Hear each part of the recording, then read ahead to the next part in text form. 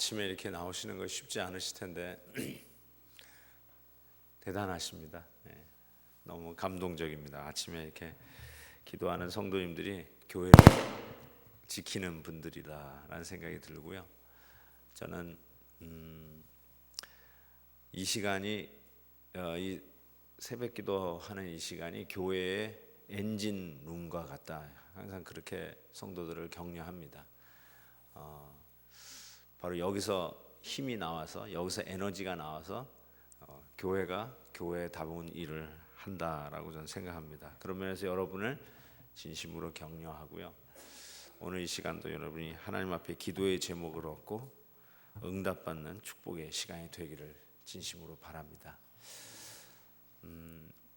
인내, 우리가 잘 못하는 것이죠.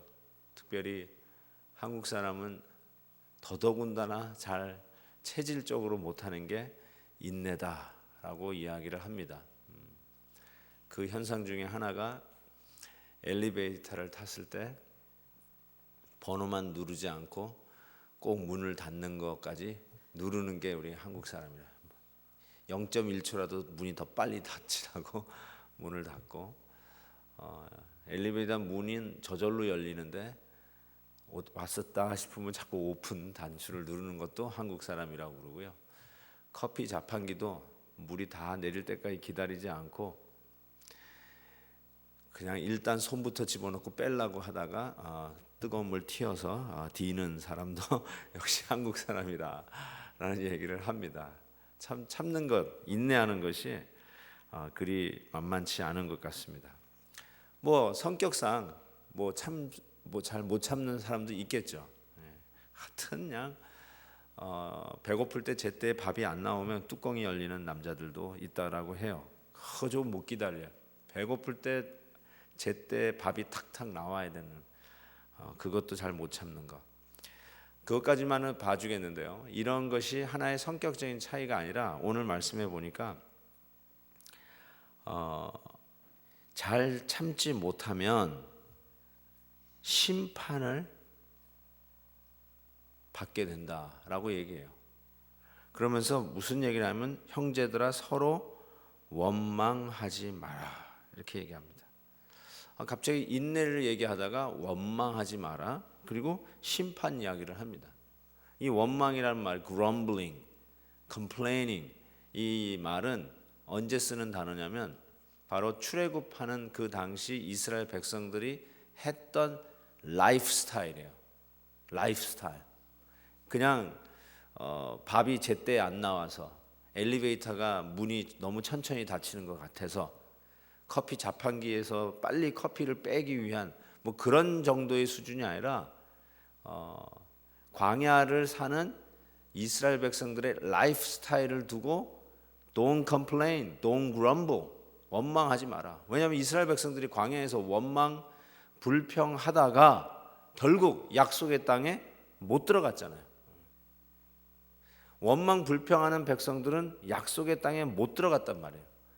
그 약속의 땅에 못 들어갔기 때문에 나오는 말이 심판 얘기가 나오는 것이죠. 서로 원망하지 마라. 농부의 이른 비와 늦은 비를 기다리는 인내를 배워라 라고 얘기합니다. 제가 이번에 우리 교회 성도님들하고 함께 이스라엘 그리고 요르단을 다녀왔어요. 거기서 참 많이 배우고, 제가 실은 안식년 할 때에도 이스라엘에서 한 5주 정도 이렇게 거하면서 렌트카 해가지고 여기저기 한번 다녀봤는데요. 거기 지형은 가보신 분은 알겠지만 굉장히 척박합니다. 그냥 이렇게 황야 같은데 또 비옥한 또 곡창지대도 쫙 펼쳐지고 참 조그마한 땅덩어리에 얼마나 많은 변화가 있는지 모르겠어요. 근데 그 변화의 가장 중요한 핵심 역할을 하는 것이 비입니다. 그 중에 늦은 비와 이른 비입니다. 그래서 이 늦은 비와 이른 비가 제때 오지 않으면 파종이 안 되고, 그리고 추수를 할 수가 없습니다. 그것을 기다리지 아니하고 자기 마음대로 지금 해야지 하고 해버리면 농사가 되지를 않습니다. 전적으로 하나님이 내리시는 이른 비와 늦은 비를 기다리지 않으면 모든 농사가 망치게 됩니다. 그러니까 기다리라는 것이죠. 인내하라는 것이죠. 인내하지 못해서 망한 인생이 있는데 그게 바로 사울 왕입니다. 사울 왕이 기다리지 못해서, 인내하지 못해서 망한 왕이라고 이야기할 수 있습니다. 여러분, 오늘 그 인내의 경주는 우리가 좀 잘 참읍시다. 뭐 참을 인자 3번 쓰십시다. 뭐 어금니를 꽉 깨물고라도 참으십시다. 제가 이런 이야기를 하려고 여러분에게 오늘 이 강단에 쓴 것이 아닙니다. 이 인내는 성령의 열매에 속하는 거예요. 그 말은 무슨 말이냐면 여러분의 성격과 상관없다는 거예요. 여러분의 체질과도 상관이 없어요. 은혜 받은 자는 반드시 가져야 할 열매예요. 초월적인 열매예요. 그런 의미에서 성격적으로 잘 못 참는 분에게도 실은 이 성령의 열매 인내는 있어야 돼요. 좀 약간 역설적인 표현이지만 성격적으로 잘 못 참는 분이라 할지라도 성령의 열매 인내는 있어요. 예수 믿는 사람이라면. 커피 자판기에 손을 잡고 있다가 손을 댈 망정 그 사람의 삶에는 인내라는 열매가 있다는 거예요. 새벽에 이런 얘기를 하려니까 약간 더 졸리는 것 같습니다. 한번 여러분 히브리서 12장을 가봅시다. 히브리서 12장.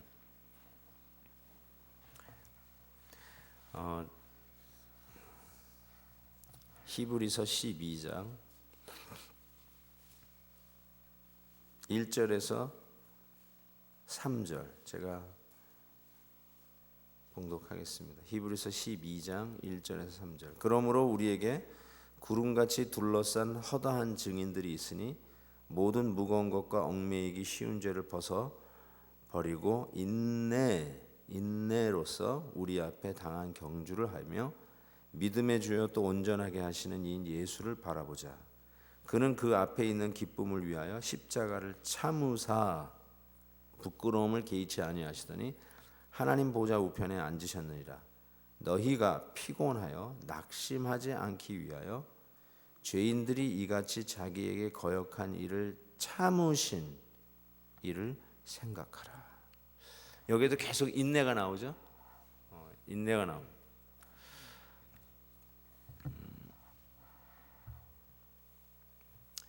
참 인내하기가 쉬운데요. 여기에서 인내를 성령의 열매 속에서 이루어지는 모습을 잘 설명해내고 있습니다.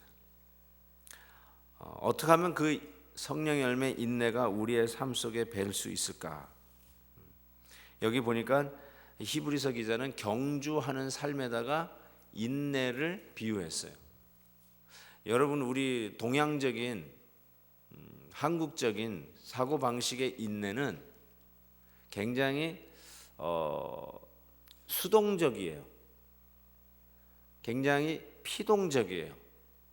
당하는 것을 끙 하고 참는 거예요. 한증막에 들어가 가지고 더운데 그래도 땀 빼려고 그 안에서 인내심을 가지고 꾹 참는 거. 그러니까 상당히 이제 수동적이고 피동적이에요. 근데 성경에서 이야기하는 인내를 설명하는 이 부분에서 보니까 수동적이라기보다는 능동적이고 피동적이라기보다는 적극적이라고 할 수 있어요. 왜냐하면 경주하는 삶에다가 비유했어요. 그냥 당하면 당하는 대로 가만히 앉아서 버텨라 라는 그 이미지보다는 그 트랙을 열심히 달리는 아주 적극적이고 능동적인 라이프 스타일, 태도, 애티튜드를 이야기하고 있습니다. 이게 조금 다르죠, 여러분. 그래서 자꾸 이게 바꿔봐야 돼요. 그래서 제가 얘기한 대로 성격적으로 못 참는 사람이라 할지라도 성령의 열매 인내는 있어야 된다는 거예요. 이게 공존할 수 있어요, 실은. 그리고 반대로 성격적으로 느긋한 사람이 있다 할지라도 은혜 받지 못하면 성령의 열매 인내는 없어요. 이것이 말이 되는 것이에요. 성령의 열매, 그런 의미에서 인내. 그래서 오늘 말씀을 왜 이 인내가 이 성령의 열매 속에서 맺혀지게 되는가를 우리가 엿볼 수 있습니다. 그런 면에서 히브리서 12장에 2절에 보니까 믿음의 주여 또 온전하게 하신 이인 예수를 뭐요? 바라보자. 이게 얼마나 중요한 말인지 모릅니다. 예수 그리스도를 바라보자. 지금 예수님 사진을 갖다 걸어놓고 보라는 소린가? 아니면 예수님의 그 모습을 영화 속에 혹은 여러분의 나름대로 가지고 있는 그 상상 속에 있는 그분을 막 그려보라는 것인가? 여기서 예수 그리스도를 바라보자라는 말은 좀 이런 표현을 쓰면 어떨까요? 우리가 지금 여기를 다 바라보고 있어요. 이렇게 여러분의 오른쪽을 왼쪽을 바라보고 있다가 예수를 바라보자라고 하면은 이렇게 돼야 된다. 내가 여기를 이렇게 바라봐야 된다. 여기를 이렇게 바라보고 있다가 노노노노 예수를 바라보자. 예수요? 탁 이렇게 우리의 시야의 각도를 완전히 바꾸라. 그런 의미에서 예수를 바라보라는 거예요. 내가 여기를 이렇게 바라보고 사는데 예수를 바라보라 그랬을 때 오케이 하고 이러고 있는 게 아니라 각도를 완전히 바꾸는 것을 의미합니다. 그래서 내가 바라다 보는 것을 더 이상 못 보게 만드는 그 각도의 전환, 생각의 전환, 라이프 스타일의 전환을 이야기한다는 것입니다. 예수님의 모습을 바라봐라. 예수님을 생각하라. 또 나왔어요. 신앙은 정말 생각하는 것이구나라는 것을 알 수 있어요. 우리의 삶의 변화는 생각 변화에 오게 됩니다. 여러분, 왜 삶이 안 변하냐면 생각이 안 변하기 때문에 변하지 않습니다. 로마서가 우리의 그 믿음의 이신칭이 믿음으로 말미암아 구원을 받는 바로 그 조직 신학적 아주 핵심의 구원론을 이야기하잖아요. 그러다가 12장에 가면 그거에 따른 삶의 변화를 이야기하기 시작하는데, 그렇죠? 너희 몸을 거룩한 산 제사로 하나님 앞에 드리라 라고 하면서 로마서 12장에 나오는데 2절, 12장 2절에 보면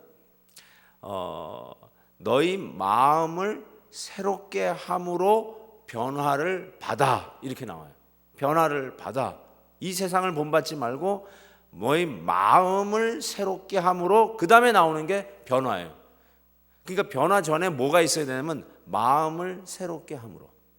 그 마음을 새롭게 함으로 할 때 여러분이 손을 움직인다면 어디를 쓰다듬으면서 마음의 변화를 받아라고 하겠습니까? 한국 사람은 그 부분을 읽을 때 마음의 변화를 받아 하고 여기를 쓰다듬어요. 근데 실은 잘못된 거예요. 마음의 변화는 머리를 쓰다듬으셔야 돼요. 영어로 보면 renew your mind 이렇게 돼 있어요. mind, renew your heart가 아니라 renew your mind. 뭐예요? 생각을 새롭게 함으로 변화를 받아 이렇게 나가는. 어제요, 염려에서부터 우리가 어떻게 극복하고 염려를 뛰어넘을 수 있는가, 모든 지각에 뛰어난 평강을 얻을 수 있는가, 뭐라고 그랬죠? 생각하라. think. 생각하라. 근데 여기서도 마찬가지예요. 어떻게 우리가 인내할 수 있는가? 예수를 생각하라. 예수를 생각하라. 예수님이 우리를 위하여 십자가를 참으시고 계시는 그 예수님을 생각하라 이렇게 얘기하고 있어요. 예수님이 십자가에서 달려 돌아가실 때 그 수많은 일들을 가만히 생각해 보세요. 그 당하셨던 모욕을 생각해 보세요. 야, 사람은 구원하고 너는 스스로도 구원 못하네? 내려와봐. 여러분, 우리같이 연약한 자가 할 수 없어서 내려가려고 해도 못이 박혀 있어서 못 내려가는 우리하고 차원이 다른 전능하사 천지를 지으신 그 하나님이, 이 세상의 모든 것이 그로 말미암아 지음받은 그 하나님이 그 순간이라도 눈빛 하나만 바꾸어도 12영이나 되는 천군 천사를 즉시로 동원할 수 있는 그 하나님이 그 십자가 밑에서 내려와봐 내려와봐 하며 선지자 노릇하고 있는 사람들, 침을 뱉는 사람들, 그런 자들을 모욕을 참고 계시는 그 예수님을 한번 생각해 보라는 것입니다. 우리 같으면 죽어주고 싶어도 그런 걸 보면요 눈이 돌아가가지고 아이 그만할래, 안 해. 그리고 내려오실 것 같아 진짜로. 뭐 좀 태도가 글러먹었어. 좀 잘해주려고 해도 안 되겠네. 살려주려고 해도 도저히 너는 살 자격이 없다. 구원받을 자격이 없다고. 취소! 그만! 아버지요, 아버지의 뜻이 아니라 내 뜻대로 하겠나이다. 짜잔 내려와 12영이나 되는 천사를 확 보내가지고 그 자리에서 쓸어버리겠네. 그런데 그 가운데서도 그 주님이 십자가를 참으신 것을 생각하라, 이렇게 얘기합니다. 생각하라. 여러분이 인내하지 못하는 이유는 여러분이 보는 각도가 엉뚱한 각도에 있기 때문에 그래요. 무엇을 보고 계십니까? 무엇을 골똘히 생각하고 계십니까? 돌아서서 예수를 바라보라, 예수를 생각하라는 것이에요. 지금 여러분이 염려하고 걱정하고 분노하고 화가 나서 어쩔 줄 모르면서 complain, grumbling, 원망, 불평하여 결국은 가나안 땅에 못 들어가는, 지금 그 각도로 생각하고 바라보고 있는 것에서 떠나 예수를 바라보라. 우리를 위하여 길게 참으신 주님이 다시 재림하는 그날까지라도 참아야 할 그 인내를 배우라. 예수를 생각하며 배우라는 것입니다. 여러분에게 실망 주는 사람을 자꾸 바라보고 컴플레인 하지 마세요. 여러분이 심장이 자꾸 떨리는 그것만 바라다보고 왜 저게 제대로 안 될까, 그것만 골똘히 바라보면서 바라보지 말라는 거예요. 스탁마켓만 계속 쳐다보지 말라는 거예요. 신문만 계속 쳐다보지 말라는 거예요. 신문 읽다가 에이 이놈의 세상하고 자꾸 집어 던지시는데 그러지 말라는 거예요. 이런 일도 있구나, 참 세상이, 그러니까 예수를 바라보고 살아야 되겠구나, 이렇게 해야지. 그냥 예수는 안 바라보고 그냥 부정적인 것만 보고 안 되는 일만 생각하고 썩은 것만 생각하고 그냥 이건 망할 것만 생각하고, 그러니까 컴플레인, 그럼블링이 이 광야 백성의 라이프 스타일이 자꾸 젖는 거 아니겠어요? Turn, angle, 여러분의 각도를 바꾸어서 예수 그리스도를 바라보고 그분을 생각하라는 것입니다. 내가 어려움을 겪고 있으니까 나는 안 돼 라고 얘기하지 말고요, 되시는, 가능하시는, 소망을 주시는 예수를 바라보고 그분을 생각하라 라고 말씀하는 것입니다. 그 예수님이 그러면 어떤 분인가, 어떤 걸 생각해야 되는가? 제가 히브리서 12장으로 진짜 넘어가는 이유는요, 조금 시간을 새벽기도 시간이라서 제가 조금 바꾸기, 좀 단축하려고 야고보서에서의 말씀을 강해하기보다는 그 같은 내용이지만 히브리서를 제가 여러분에게 같이 나눕니다. 어떻게 그러면 이 은혜를, 이 인내하는 은혜를 얻을 수 있는가? 구체적으로 이렇게 얘기해요. 2절에 보니까 믿음의 주여 온전케 하시는 예수를 바라보라. 예수가 어떤 분이냐면 믿음의 주여 온전케 하시는 분이시다, 이렇게 얘기합니다.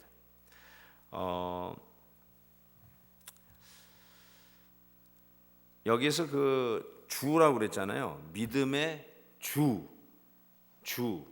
그러니까 우리가 이 주님 할 때 이거 너무 많이 쓰는 단어이니까 그거로구나 생각할지 모르지만 이 번역은 좀 바뀌어야 될 번역이라고 저는 개인적으로 생각해요. 왜냐하면 이 주님 할 때 쓰는 헬라어 단어가 kyrios예요. kyrios. 근데 여기에 믿음의 주 할 때 이 주는 kyrios가 아니에요. 주님 할 때 kyrios 그러거든요. 그래서 시저가 우리의 주님이지 하면서 할 때 로마 사람들이 시저, kyrios 이렇게 얘기하는데 여기서 나오는 주는 발음이 좀 그렇지만 알케고스예요. 알케고스. 단어가 완전히 다른 단어예요. 그런데 우리 말에는 주라고 번역을 했어요. 근데 이 알케고스라는 말을 다시 제가 번역하자면 제일 적당한 게 챔피언이에요. 챔피언. 믿음의 챔피언 대신 예수를 바라보라. 그가 우리의 믿음을 시작하신 분이요 그리고 완성하실 분이다. 영어로 보면 author and perfecter 이렇게 나와요. author가 뭐냐면 책을 쓴 저자를 얘기할 때 author라고 그래요. 이 책 누가 쓰셨어요? 저자가 누구예요? 그때 author예요.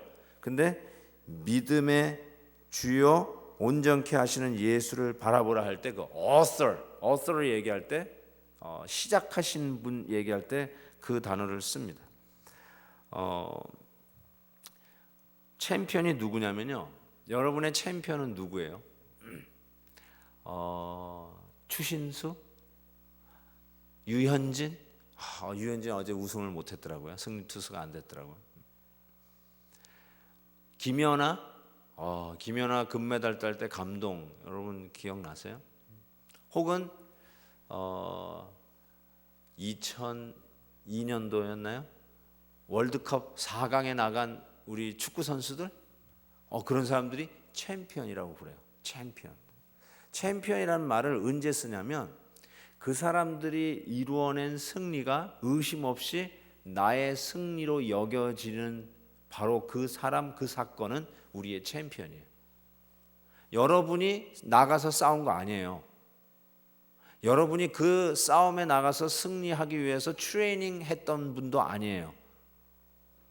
그런데 여러분 그 월드컵 4강에 나간 주인공들이 우리 김연아 선수가 올림픽에 나가서 금메달을 거머쥘 때 그리고 유럽에서 뛰고 있는 박지성, 기성용 이와 같은 선수들이 골을 넣을 때 그들이 넣는 골의 통쾌함이 전혀 의심 없이 나의 통쾌함으로 여겨지는 바로 그 자가 우리의 챔피언이라고 이야기할 수 있어요.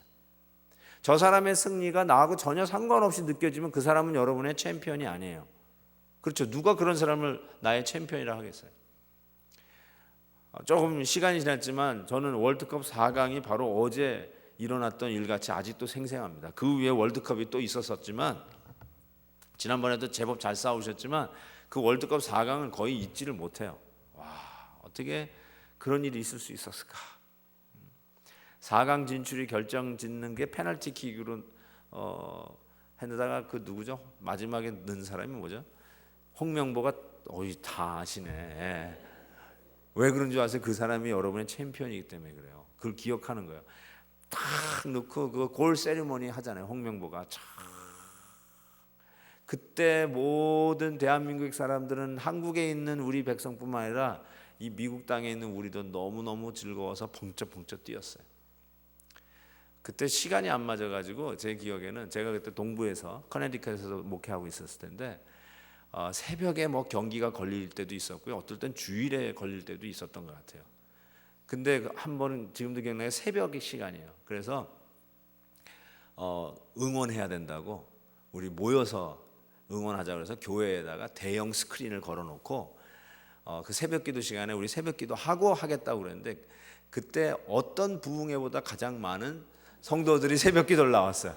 세상에 아무리 유명한 강사가 와도 정말 머리털 하나 보이지 않던 성도들이요 월드컵 응원한다고 구름대와 같이 몰려왔어요. 진짜 대단하더라고요. 그리고 와서 이제 했는데 제가 했던 그 뉴잉글랜드 지역은요 이렇게 뉴욕처럼 한국 그 시장이 없어요.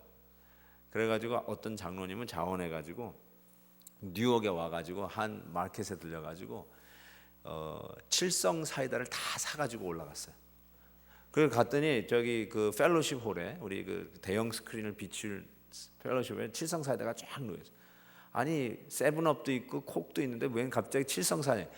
대한민국 선수 응원하려면 칠성 사이다를 먹으면서 해야 된다고 그걸 쫙 깔아놨던 그 기억이 나요. 그래서 칠성 사이다 마시면서 대한민국 짝짝짝짝짝 그 흥분 기억나시죠? 와, 여러분이 무슨 뭐 대한민국 축구 협회를 위해서 도네이션 한 적 있어요? 우리 선수 잘 뛰라고 옆에서 같이 뛰면서 물 한 컵이라도 건네준 적 있으세요? 아니 새벽 기도 때 매일같이 나와가지고 내년에 있을 월드컵을 위해서 뭐 100일 작정 기도 한 적 있어요? 여러분 한 거 하나도 없어요. 여러분이 축구장에 가가지고 같이 뛴 거 하나도 없어요. 그런데 그들의 승리가 전혀 의심 없이 나의 승리였고, 그들의 기쁨이 나의 기쁨이 되었고, 그들의 세리모니가 나도 덩실덩실 춤을 추며 세리모니를 하고 있는 나를 보면서 그들의 승리가 나의 승리로 전혀 의심 없이 받아들여질 때 그들을 향해서 쓰는 말이 뭐냐면 알케고스 챔피언. 근데 정확하게 그 단어가 이렇게 나왔어요. 우리 주님이 누구냐? 우리의 챔피언. 그분의 십자가의 승리가 전혀 의심 없이 나의 승리가 되고, 그분의 권세가 전혀 의심 없이 나의 권세가 되고, 그분이 이루신 구원이 전혀 의심 없이 나의 구원이 되었다는 것이에요. 그래서 그분이 나의 챔피언이에요. 나는 정말 구원을 위해서 아무것도 한 게 없어요. 한 게 있다면 구원 못 받을 짓만 했어요. 그런데 예수 그리스도께서 십자가에서 온전히 이루신 그 구원이 전혀 의심 없이 나의 구원으로 받아들여지기 시작하는 것. 그래서 그분이 우리의 챔피언, 알케고스, 믿음의 주라고 얘기하는 거예요. 그래서 여러분 좀 뻔뻔할 필요가 있어요. 왜요? 우리는 그 은혜로 말미암아 하나님의 보호자 앞에, 히브리서 기자는 담대히 나간다고 쓰고 있어요. 은혜의 보호자 앞에 담대히 나간다. 여러분 담대히 나간다는 게 무슨 말이에요? 그게 좀 적나라하게 표현한다면 뻔뻔하게 나간다는 뜻이에요. 뻔뻔하게. 네가 뭘 한 게 있다고 여길로 와? 그래도 뭐예요? 뭐 때문에? 예수님 승리, 내 승리. 예수님 권세, 내 권세. 예수님 찬양, 내 찬양. 바로 그것 때문에 오늘도 그 은혜에 의지하여, 예수 그리스도의 이름 의지하여 거룩한 하나님의 보호자 앞에, 옛날에는 그 앞에 죄인이 나가면 그 자리에서 즉사할 수밖에 없는 하나님의 공의와 거룩을 더럽힐 수 없는 죄인들이 예수 그리스도께서 십자가에서 돌아가시며 휘장이 위에서부터 아래로 쭉 잘라져 그 거룩한 보좌 앞에 문을 열어놓으실 때, 이제는 그리스도께서 하신 일이, 그분의 의가 나의 의요, 그분의 영광이 나의 영광이요, 그분의 거룩이 나의 거룩이 되어 좀 뻔뻔하게 하나님의 거룩한 임재 앞으로 나아가는 자가 되었다는 거예요. 그래서 은혜 앞에 담대하게 나오라, 담대하게 나오라. 왜요? 그분의 하신 일이 내 일이고 그분이 나의 챔피언이기 때문에. 내 크레딧으로 천국 가는 게 아니잖아요. 내 의로 구원받는 게 아니잖아요. 너희가 그 은혜를 인하여 믿음으로 말미암아 구원을 얻었나니 이것은 너희에게서 난 것이 아니요 하나님의 선물이라. 하나님의 선물이라. 그러야 누구든지 자랑치 못하게 하려 합니다. 내가 해낸 거야. 내가 노력했더니, 내가 100일 아주 투자했더니 드디어 내가 얻어냈어. 그게 아니란 말이에요. 그런 식 자랑이 불가능한 우리의 구원은 우리의 믿음의 챔피언 되신 예수 그리스도께서 이루신 것을 우리가 은혜로 받은 것이니, 이제는 그 은혜로 담대하게 나아가라. 뻔뻔하게 좀 나가라.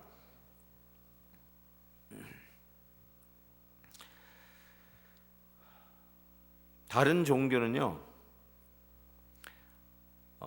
교주는 있어요. 창시자는 있어요. 그런데 또 하나 생각할 게 뭐냐? 완성자는 없어요. 근데 예수님은 당신이 우리를 시작하게 하신 우리 가운데 착한 일을 시작하신 이가 그리스도 예수 날까지 이루실 줄을 아노라. 시작하신 이가 완성시키시는 분이라고 말씀을 하고 있습니다. 그래서 여러분, 여러분이 당하는 고난이 있으십니까?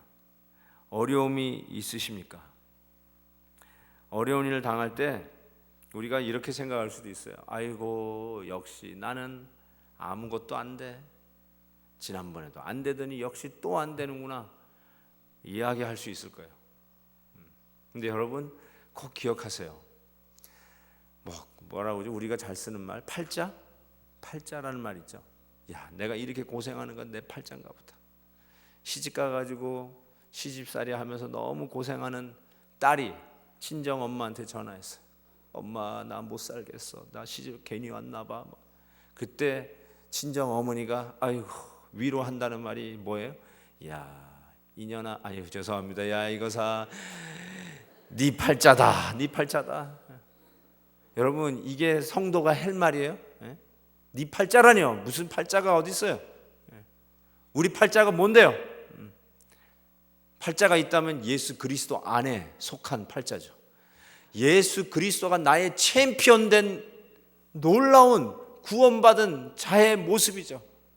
그러기에 우리의 삶에 어려움이 있다고 내 팔자야 내 팔자야 하지 말고 각도를 바꾸어서 나는 누구냐? 그리스도 안에 있는 자다.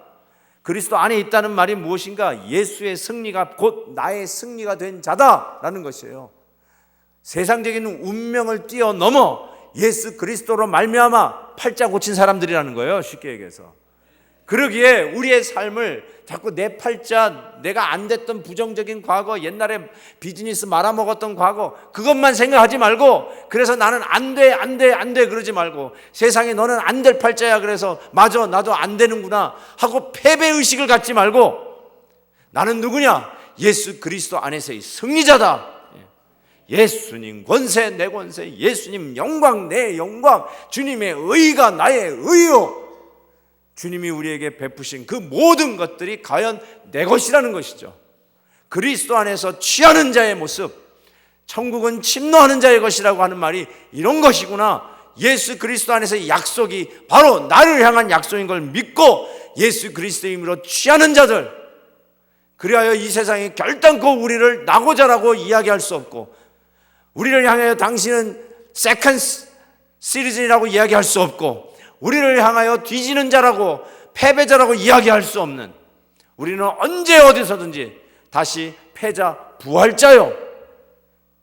우리의 삶 속에 나고자가 아닌 예수 그리스도 안에서 결국 마지막 예수 그리스도 강림하시는 그날에 승리자로 나오는 참된 인내자라는 것을 이야기하고 있어요. 조지 위필드 목사님이 있어요. 그분은 미국의 이 대각성 운동을 소위 자나단 에드워즈 목사님과 함께 이끌었던 주역이었어요. 근데 그분은 이 천식이 있었고요. 결국 그 병으로 돌아가셨어요. 그래서 설교할 때마다 기침을 많이 했어요. 그래서 많은 사람들이 그분이 잘 나가니까 시기하는 분들이 많았어요. 왜 그런지 모르겠어요. 잘 나가는 목사님 격려는 못 해준 망정. 그러면서 이런 비아냥거리는 소리가 있었는데, 저 조지 위필드 목사는 실내용이 아니라 실외용이다 이렇게 얘기했어요. 하도 기침을 많이 하니까, 가르침을 많이 뱉으니까 당신은 실외용이다, 실내용은 안 된다. 그리고 아내가 4명이나 되는 사람이다. 돌아다니면서 하도 워낙 그분은 평생 한 거니까 하루에 2편씩 설교했어요. 평생 한 설교편하고 인생 사는 걸 해보니까 플러스 마이너스 나누기 해보니까 매일 2편의 설교를 했던 분이에요. 평생에. 우리 목사들은 매일 새벽 기도가 있으니까 일주일에 7번 설교해야 매일 1번 설교하는 거 아니에요. 근데 그분은 매일 2번 설교했다니까요. 놀라지도 않네. 대단한 거예요 그거. 아무리 죽었다 까무러쳐도 요즘 목사님들 그렇게 설교 못해요. 그러니까 돌아다니면서 늘 부흥회 다니셨으니까 마누라가 4명이다 이런 희한한 소리까지 들으니까 그게 가장 치명적인 소문 아니에요 목사들에게는. 자존심 가지고 살잖아요. 인테그리티를 가지고 살아가는 거지 뭐 돈 가지고 삽니까? 뭐 명예 가지고 삽니까? 그거 가지고 사는 건데 그거에 대한 치명적인 이런 오명들이 막 돌아다니니까 그 옆에 있던 같이 동역하는 분이 하루에 2번씩 설교하는 평균으로 그렇게 설교하러 다니시는데 목사님 한 번쯤 변명 좀 하세요. 얼마든지 하실 수 있잖아요. 그때 조지 위필드 목사님이 이런 얘기를 했어요. 우리 모두가 그날에 심판대 앞에 설 텐데 뭐 It's okay. 괜찮아. 그날에 심판대 앞에 설 텐데 뭐 그때 알려주시고 갈라주시고 내 누명도 밝혀주시고 그분 앞에 설 텐데 뭐 지금 변명하고 이렇다 저렇다 그거 할 필요 없다는 거예요. 지금 내 소임을 맡은 대로 계속 충성하고 그 주님 강림하시는 날에 아니면 내가 그분 앞에 가는 그날에 심판대 앞에 서서 옳고 그름을 가릴 날이 있을 텐데 뭐 It's okay. 그게 바로 인내죠. 나의 삶 속에 오는 그 어려움을 이길 수 있는 방법은 주님 강림하시는 날에 있는 그 심판이 있다는 것. 이게 복음이죠. 어떤 분은요 심판이 있다는 것이 두렵고 떨릴 수 있어요. 왜냐하면 내가 재판장이 돼가지고 내가 내 밥그릇 다 챙겨 먹었거든요. 심지어 남의 밥그릇까지 다 뺏었거든요. 그런 자들에게 마지막 심판이 있다는 메시지는 저주죠. 그러나 내가 손해를 보더라도 내가 빼앗김을 당했다 할지라도 그날에 우리 주님께서 심판할 날이 있다는 것이 복음이고 위로고 안심이 되고 그날이 있다는 것으로 오늘을 참아낼 수 있는 인내가 있다면 그 사람이 진정 복된 자라고 생각합니다.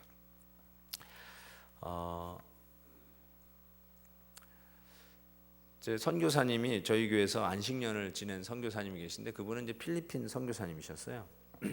그래서 우리 교회에서 이렇게 안식년 하시다가 이제 가시면서 목사님에게 선물 하나 드린다고 하면서 선물을 줬는데 선물을 주시면서 이러더라고요. 목사님 이거는 대대 가보로 물릴 만한 선물입니다. 그래요.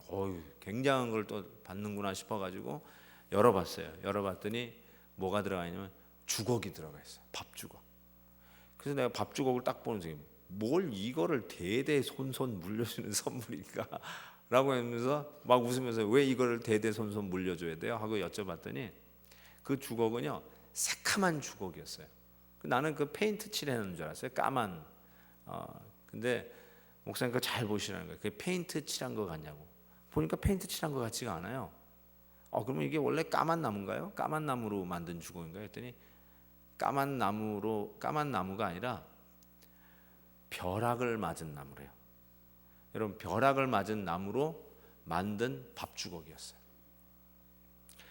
요즘은 다들 플라스틱 밥주걱을 쓰시니까 여러분 잘 모르시겠는데 옛날 나무 밥주걱을 쓰던 때를 기억하시면 그거 오래 못 써요. 나중에 그 밥물 다 들어가 가지고요 그 밥주걱이 나무 밥주걱이 쩍쩍 갈라집니다. 그래서 버려야 돼요. 어느 정도 쓰고 나면. 그리고 솔직히 청결하지도 않아요. 거기에 막 음식 끼고 밥물 끼고 그러면 별로 위생에도 좋지 않아요. 오래 쓰지 못해요. 원래 밥주걱이 아무리 좋은 나무를 써도. 그런데 여러분 벼락 맞은 나무로 만든 밥주걱은 1000년을 간대요. 1000년. 제 말이 아니라 그 선교사님 말이에요. 그러니까 저 블레임하지 말고 그 선교사님 말이 벼락 맞은 나무로 만든 밥주걱은 1000년을 간대요. 여러분 조선이 500년이고 고려가 500년뿐이 안 돼요. 그거 합쳐야 1000년이에요. 고려 청자 갖고 계신 분 계세요? 그거 박물관에 갖다 놔야 돼요. 생각하니까 대대손손 물릴만 해요. 1000년이 가면. 대단한 거예요. 그래서 제가 생각한 게 1000년을 간다면 벼락 한번 맞아도 되겠구나 라는 생각이 들더라고요. 여러분 벼락 맞으셨어요? 벼락 맞은 것 같이 정신이 없는 상황이 여러분 삶 속에 있나요? 제가 여기 오기 전에 우리 교회 권사님 신방하고 왔는데 너무 젊고 매일 새벽기도 나오시는 권사님이세요. 항상 긍정적이고 긍정적이라는 말이 믿음이 좋다는 말이에요. 성격이 좋다는 표현이 아니라 근데 췌장암 판정을 받고 목사님 신방 받기 원해요. 췌장암 판정을 딱 받았더니 이 워싱턴 DC에 그 자녀 셋이 다 살아요. 본인은 세리토스 우리 LA 쪽에 사시는데 아이들이 놀래가지고 세 자녀가 다 날라왔어요. 세 자녀는 이제 이 한국말을 잘 못하더라고요. 영어뿐이 못하더라고요. 그래서 같이 다 둘러앉아서 약간 위기의식이 있잖아요. 그래서 가서 하는데 거기서 하는데 누가 환자인지 누가 신방하는 자인지 잘 구별을 못해요. 저도 너무 마음이 무거워가지고 갔는데 권사님은 그냥 명랑하게 웃으시면서 목사님 의사가요 6개월 남았대요 이래요. 아니 그 말을 어떻게 그렇게 명랑하게 얘기할 수 있는지 모르겠는데 6개월 남았대요. 그러면서 그 자녀들 앞에서 그 중에 아이들 중에 이렇게 신앙이 아직 두텁지 못한 아이가 있으니까 make sure 하고 싶으신 것 같아요. 그러면서 얘기하면서 저도 신방을 영어로 해달라고 그래서 또 설교를 영어로 해가면서 그 자녀들에게 복음 제시를 하면서 진정 부모를 향한 효도는 믿음 안에 거하는 것이다. 치료비 되는 자녀가 아니라 믿음 안에 거하는 자녀가 진짜 효도하는 자녀다. 6개월 남은 엄마의 입장에서 생각해 볼 때 그것이 제일 중요했던 거예요. 내가 그 모습을 보면서요, 그 안에 벼락을 맞았지만 1000년을 가는 인내, duration, 1000년을 가요. 1000년. 그 믿음의 인내가 그 안에 있다는 걸 발견했어요.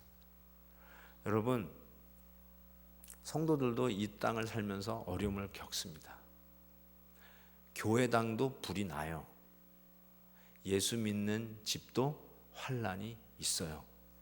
예수님이 함께 타고 가는 배도 풍랑을 맞아요. 그러나 중요한 거는 성령의 열매 인내. 그 인내는 그냥 끙 하고 참는 게 아니라 예수 그리스도를 바라다 보시고 그분이 우리의 믿음의 챔피언 되심을 믿고 고난을 뚫고 갈 때 그 고난은 우리에게 1000년을 가게 하는 인내력을 심어주는 성령의 열매를 맺게 하는 기회라는 거예요. 그거는 이 세상이 감당하지 못해요. 오로지 그리스도 안에 있는 자에게만 있는 하나님의 성품이에요.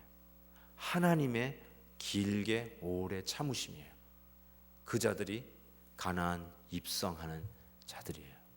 오늘 이 새벽에 여러분 벼락 맞은 것과 같은 고난이 여러분의 삶 속에 지금도 있다면 벼락 맞은 주걱이 대대손손 갑옷처럼 물릴 수 있는 1000년의 인내가 그 안에 심겨졌다는 걸 믿으시고 하나님 그 인내를 배우게 해 주옵소서. 기도의 제목 삼으시기를 바랍니다. 기도하십시다.